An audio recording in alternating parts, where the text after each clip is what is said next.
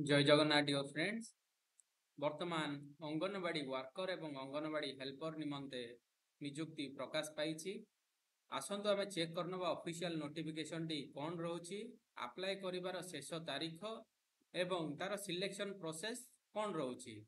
जदि आपण माने चैनल पेज रे न्यू अछंती चैनल को सब्सक्राइब कर नियंतु एवं बेल आइकन रे प्रेस कर दियंतु एमिति जॉब रिलेटेड अपडेट्स पाई। आसतु आम चेक करनवा ऑफिशियल नोटिफिकेशन टी कौन रोची। वर्तमान मो ऑफिशियल नोटिफिकेशन टी ऑन खोली देछि बा ओपन करि देछि। देखंतु ना नोटिफिकेशन मु पढुछि। देखंतु एत द्वारा सर्वसाधारण अवगति निमंते जणाय दिया जाउछि जे गोसाणी ब्लॉक मु एटा गोटे जस्ट सैंपल पई ओपन करछि। आपण लास्ट रे मु कहि देबी जे आपण माने निज निज एरिया रे केमिति चेक करिवे बा केमिति तार नोटिफिकेशन पाइबे। एटा मु ओपन करछि जे देखंतु गोसाणी ब्लॉक अधीनस्थ नंबर 14 गोटी अंगनवाड़ी केन्द्र अंगनवाड़ी सहायिका पदवी पूरण निमंते केवल महिला प्रार्थिनी मानक ठारू केवल ऑनलाइन माध्यम दरखास्त आह्वान करा जाउछि। तो केवल महिला माने अप्लाई करि परिबे। जो बर्तमान गोसाणी ब्लॉक रोची एथिरे 14 गोटी अंगनवाड़ी केन्द्र निमंते जे महिला प्रार्थिनी मानकर दरखास्त एथिरे आह्वान करा जाइछि। महिला शिशु विकास विभाग ओडिशा सरकारक नूतन मार्गदर्शिका पत्र संख्या ये रोची लेटर नंबर 4970/WCD जोटा कि तारीख 14/3/23 एवं पत्र संख्या 5564 तारीख 7/3/2024 एवं पत्र संख्या ये सब डेट आसथिला निमंते आवश्यक योग्यता चयन प्रक्रिया और शर्तावली निम्न रे प्रदान करागला। जेउ प्रार्थिनी माने उक्त पदवी पई इच्छुक निम्न रे दर्शाइता समस्त योग्यता पूर्ण करुथिबे सेमाने ऑनलाइन रे अप्लाई करिवे। ऑनलाइन रो एड्रेस होची engagement_awc.odisha.gov.in। ठीक अछि। तो लॉगिन करिवे। लॉगिन करिकि सेथिरे आपनकर डॉक्यूमेंट्स सब अपलोड करिवे। तो आपनकर 4/10/2025 तारीख ठारू 18/10/2025 तारीख पर्यंत आपण अप्लाई करि परिबे। ठीक अछि। तापर आपण अप्लाई कले आपनको सेटा कंसीडरेशन करा जिवो नै बा आपनकर कैंडिडेट रिजेक्ट हेइ जिवो। 20/10/2025 तारीख आपण से एड्रेस रे आपण प्रेजेंट रहिबे। आपनको प्रेजेंस रे आपनकर डॉक्यूमेंट सब वेरीफाई होबो। ठीक अछि। तार एटा देखंतु पुनर्बार समस्त आवेदनकारी माननकु सूचित करा जाउछि जे आसंता 20/10/2025 तारीख रु पूर्वान्न 10 घंटा समय रे निम्न स्वाक्षरଙ୍କ कार्यालय ठारे दरखास्तीଙ୍କ कारीଙ୍କ उपस्थिति रे प्रमाण पत्र रो मूल ओरिजिनल नकल जांच करा जिवो। निजर समस्त मूल प्रमाण पत्र सहित उपस्थित रहिबे। ताहा सो ऑनलाइन दरखास्त फॉर्म और समस्त जेरॉक्स कॉपी सांगरे नहीं आसीबे। आपण ऑनलाइन करि अप्लाई करथिबे तार डॉक्यूमेंट्स भी रहिबो। आपण जेरॉक्स कॉपी ओरिजिनल सब नै कि जिबे। 20 तारीख दिन आपणकर सेटा वेरिफिकेशन हम आपणक प्रेजेंस रे। जांच दिवस रे जदि दरखास्तकारी माने अनुपस्थित रहिले उक्त प्रार्थिनी मानक दरखास्त नाकच करा जिवो। जदि आपण से दिन जो 20 तारीख दिन प्रेजेंट न रहंती ताले आपणक कैंडिडेट रिजेक्ट हेइ जिवो। ठीक अछि। वर्तमान आसंत मु एटा गुटे जो सैंपल गुटे डिस्ट्रिक्ट रो ओपन करिछि। आपण माने निजो डिस्ट्रिक्ट रो चेक करि परिबे। तार एड्रेस मु डिस्क्रिप्शन बॉक्स रे देई देबी। ठीक अछि। वर्तमान मु एटा ओपन करछि। देखंतु ये गोटे होउछि 14 गोटी अंगनवाड़ी केन्द्र जोथरे कि आपणकर अंगनवाड़ी सहायिका दरकार रही बुझे निजुक्ति प्रकाशटा पाई। ठीक अच्छे। तापर आप निज निज एरिया चेक भी करि परिबे। ना कौन रोचे योग्यता रोचे कौन ना केवल महिला एटा आपन तो कहले केवल महिला माने ही अप्लाई कर परिबे। एज तांकर 18 वर्ष रु कम एवं 35 वर्ष रु ऊर्ध्व होई नथिबो। माने 18 रु 35 वर्ष मध्य रे रहितिबा दरकार। सेही अंगन आपण जेमिति जानिथिबे जे अंगनवाड़ी केन्द्र लागि नियुक्ति प्रकाश पाई था सेही अंगनवाड़ी केन्द्र सीमा परिसर भितरे आपण रहुथबा निहाती दरकार।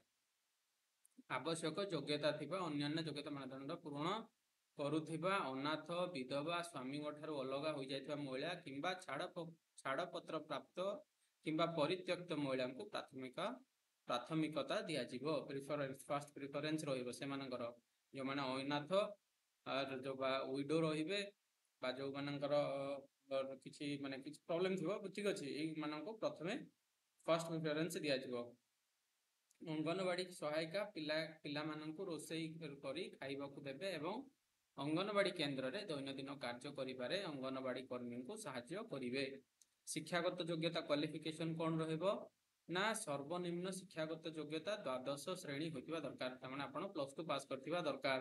ଅଙ୍ଗନବାଡ଼ି ସହାୟିକା ଚୟନ ନିମନ୍ତେ ପ୍ରାର୍ଥିନୀ ଓଡ଼ିଆ ପଢ଼ିବି ଲେଖିବା ଏବଂ ଓଡ଼ିଆ କହିପାରୁଥିବା ଦରକାର ଏବଂ ଓଡ଼ିଆରେ ଆପଣଙ୍କର ଗୋଟେ ସବଜେକ୍ଟ ରହିଥିବା ନିହାତି ଦରକାର।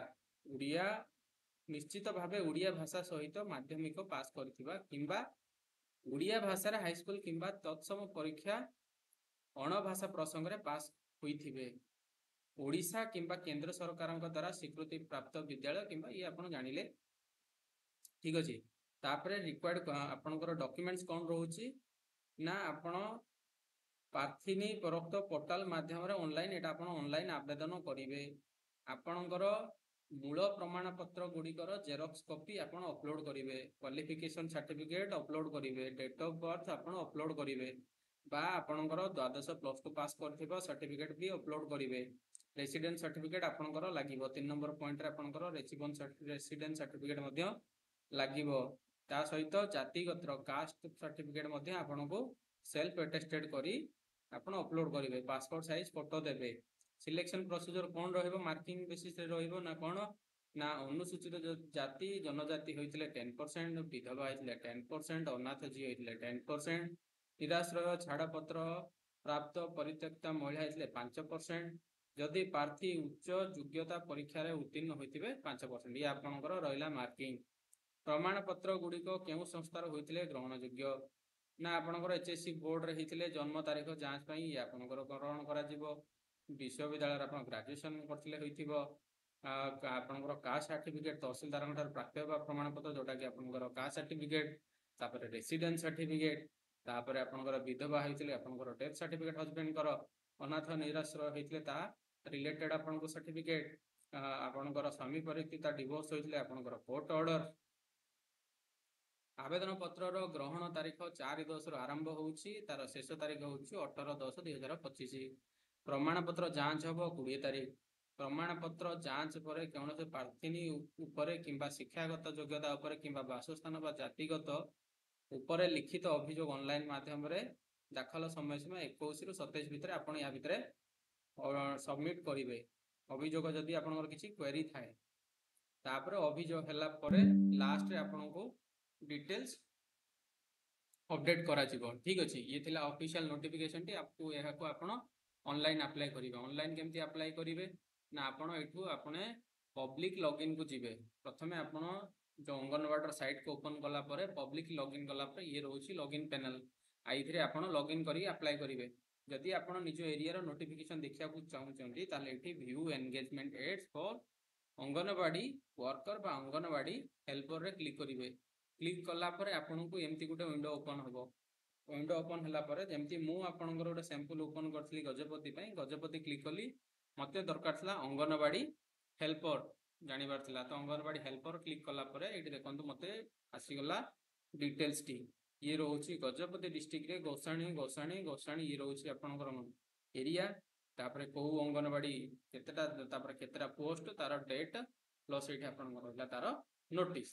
ଇଏ ଥିଲା ଆପଣଙ୍କ ଏଇଠୁ ଆପଣ ପାଇପାରିବେ। ସେମିତି ଆପଣଙ୍କୁ ଯଦି ଦରକାର ଅଦର କୌଣସି ଡିଷ୍ଟ୍ରିକ୍ଟର ଚେକ୍ କରିବା ପାଇଁ ତାହେଲେ ଏଇଠି ଆପଣ କ୍ଲିକ୍ କରିବେ। ସପୋଜ ଢେଙ୍କାନାଳରେ ବର୍ତ୍ତମାନ ମୋତେ ଚେକ୍ କରିବାର ଅଛି, ଢେଙ୍କାନାଳ କ୍ଲିକ୍ କରିକି ମୁଁ ଚେକ୍ କରିବି, ତାହେଲେ ଢେଙ୍କାନାଳରେ ଦେଖନ୍ତୁ ନା ତାର ଲାଷ୍ଟ ଡେଟ୍ ସରିଯାଇଛି ଅଲରେଡ଼ି। ପର୍ଜଙ୍ଗରେ ଥିଲା, ପର୍ଜଙ୍ଗରେ ବର୍ତ୍ତମାନ ସରିଯାଇଛି। ସେମିତି ମୁଁ ଯଦି ଚେକ୍ କରିବି ଗଞ୍ଜାମ ଡିଷ୍ଟ୍ରିକ୍ଟରେ ଅଙ୍ଗନବାଡ଼ି ହେଲ୍ପର, ଗଞ୍ଜାମ ଡିଷ୍ଟ୍ରିକ୍ଟରେ ବି ଦେଖନ୍ତୁ ବୋଗୁଡ଼ା ଏଇ ଯେଉଁ ଏରିଆ ଅଛି, ବୋଗୁଡ଼ାରେ ବି ମଧ୍ୟ ଲାଷ୍ଟ ଡେଟ୍ 18/10 ଅଛି, ଯେଉଁଥିରେ କି ଅଙ୍ଗନବାଡ଼ି ହେଲ୍ପରର ରିକ୍ୱାରମେଣ୍ଟ ଅଛି। ଏମିତି ଦେଖନ୍ତୁ ବେଲିଗୁଣ୍ଠା ଗୋଟେ ଅଛି, ବେଲିଗୁଣ୍ଠାରେ ଅଛି, ତାପରେ ଏଇଟା ଗୋଟେ କ'ଣ ହେଲା କୋଲସରା, ୟାର ଡେଟ୍ ଚାଲିଗଲା।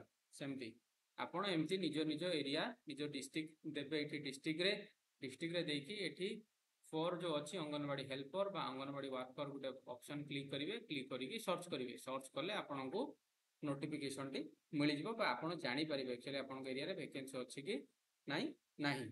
ଆଇ ହୋପ୍ ଆପଣଙ୍କୁ ଫୁଲ୍ ଇନଫର୍ମେସନଟି ମିଳିପାରିଥିବ।